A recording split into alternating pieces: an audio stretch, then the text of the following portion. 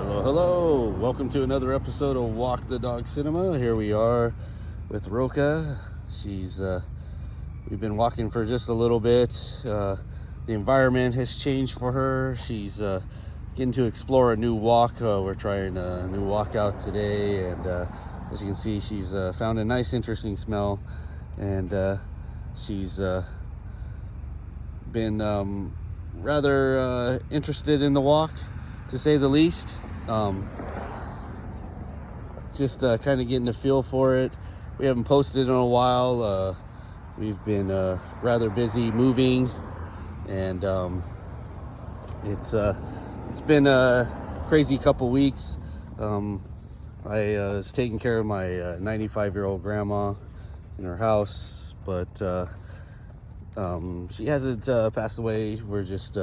She's moving to a facility that can take care of her needs now, because she kind of needs she wants a kind of a woman to take care of her, and not three boys. So we have been dealing with moving her and taking care of the business at hand with her house and everything. So it's been a trying 2 weeks, to say the least, but I did get in a couple movies, and today we're gonna talk about John Woo's A Better Tomorrow, kind of his breakthrough gun fu flick. Prior to that, John Woo did a lot of karate films, wuxia films and stuff, so to say that it was groundbreaking, this movie is, to put it lightly, for Chinese cinema. It was a big box office hit, put Chow Yun-fat on the map, and so it's one of, I've talked about John Woo being my favorite. It's one, though, that I hadn't seen since literally the 90s. It's been one of those movies that really hasn't gotten any DVD, Blu-ray release, or even streaming.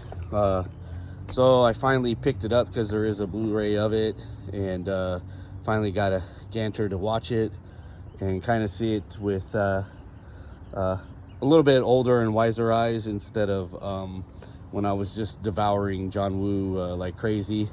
And this is kind of where he started to really get his action spectacle going in terms of his gun fu. He's always kind of been an action director, but in light of that, it's still rather John Woo light. So we're going to talk about A Better Tomorrow, as Roka, as you can see, is just smelling everything. This actually is quite her thing. She's going to be beyond exhausted after the walk here, just with all of this. So that's a good thing. She doesn't bounce off the walls as much anymore or anything like that, like she was when she was a puppy, but it's still, she loves her walks, and she's excited to get back to them. So am I, to talk about the movies. So A Better Tomorrow. So John Woo's A Better Tomorrow. To me, I do have a bias. John Woo's one of my favorite directors, if not my favorite. I've talked about that before. But I can also say, this movie of his has to kind of be put into a context, because it's kind of where he started doing his signature stuff, much more so, where he became much more than the wuxia and just kind of doing the martial arts thing, where he kind of was, in some sense, a run-of-the-mill director, pretty good, but he didn't have his own sense of style. I have a few of his movies, and some of them are actually really good, but they're kind of standard fare in that regard, and they don't inherently have that John Woo touch, like with slow motion and stuff. It does here and there, but not as great as you think. And the crazy thing with A Better Tomorrow, and this is the one that kind of changed everything for him.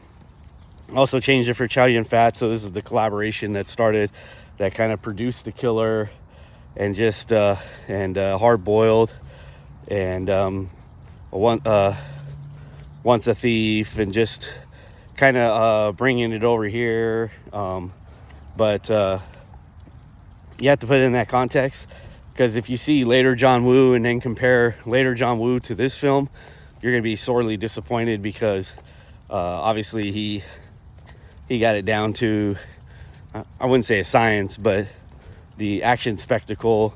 And though there's some great action sequences in this there, and you got the squibs going and the explosions and stuff, besides maybe really the end, it's not what I would say a typical John Woo film per se, except for the story. It is highly melodramatic, and it's about two brothers, one on the good side of the law and one on the bad side of the law, and their relationship and how that affects it, and the consequences of that. The bad brother, who's in the triad, his best buddy is Chow Yun-fat, so that's how Chow Yun-fat plays into it. And culturally speaking, Chow Yun-fat's character basically just kind of blew up over there, and everyone wanted to dress like him, so they took a lot of heat for Chow Yun-fat being that, doing that. And basically, in China, in Hong Kong, China, and all that, they kind of dogged John Woo for making the triad look cool. And so,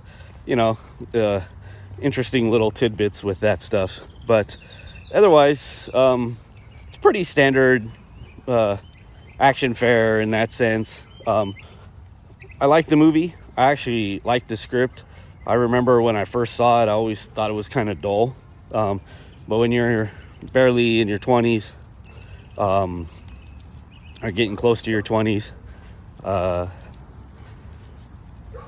it doesn't ring the same way, especially after I got my introduction to John Woo with Hard Target, and and that's one of Van Damme's best. And you can sit there and look at, compared to some of the other John Woo's films, yeah, that one's not like the greatest, but when you compare it to Van Damme's movies, it is. So and I don't know if that's saying. I like some of Van Damme's stuff. Bloodsport's really cool, but I even put Hard Target above Bloodsport, believe it or not. And you can call me crazy with that one, but Hard Target kind of, like, when that movie hit, made me just go, whoa, who's this? Like, what? This is craziness. So I'm sorry to say, but in American cinema, we had never seen anything remotely like John Woo. I know I worked in the movie theater, had seen plenty of movies, and there was nothing quite like when Hard Target hit. Melodramatic as all hell and everything, but just from an action set piece standpoint, like, nothing in cinema. I don't care. Spielberg had done some great stuff. Obviously, we had Cameron. You had John McTiernan, but our Western kind of style had a certain kinetic energy, like Richard Donner and stuff. And I'm not saying that those guys aren't good, but John Woo just kind of like blew it up for me. So it was kind of crazy. But anyhow, Better Tomorrow. I actually like the script. I kind of dig all the interplay with that. Kind of like the slowness of it in one sense. Because when you get to the action, it really, like, blows up well. But at the same time, this is John Woo light.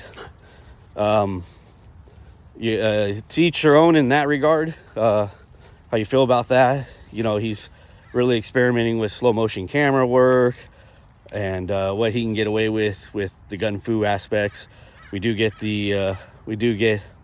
a great sequence with Chow Yun-fat with two guns, so it's kind of the interplay of that, and that sequence when Chow Yun kind of does that for the first time, is dynamic.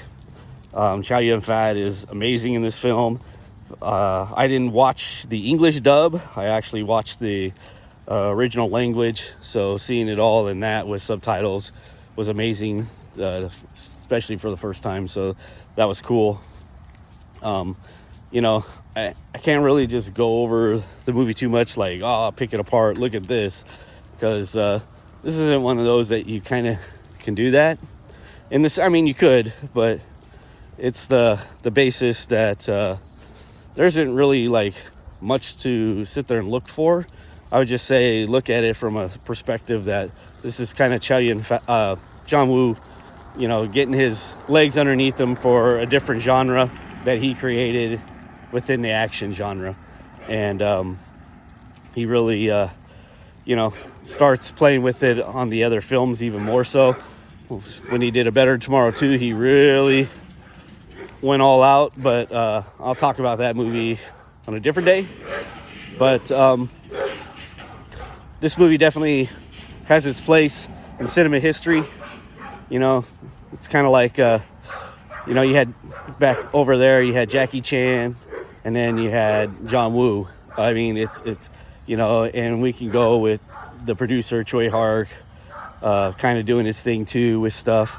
But that's really, you know, kind of how the cinema changed over there. And you just got some really good stuff coming out of Hong Kong at the time. But yeah, you know, Better Tomorrow, it's a good movie. It's good to see where John Woo kind of got that start. I say give it a look if you've never seen it.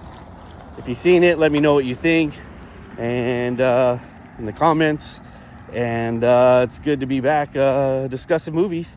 So I'll catch you on the next one. Have a good one, everybody. Bye.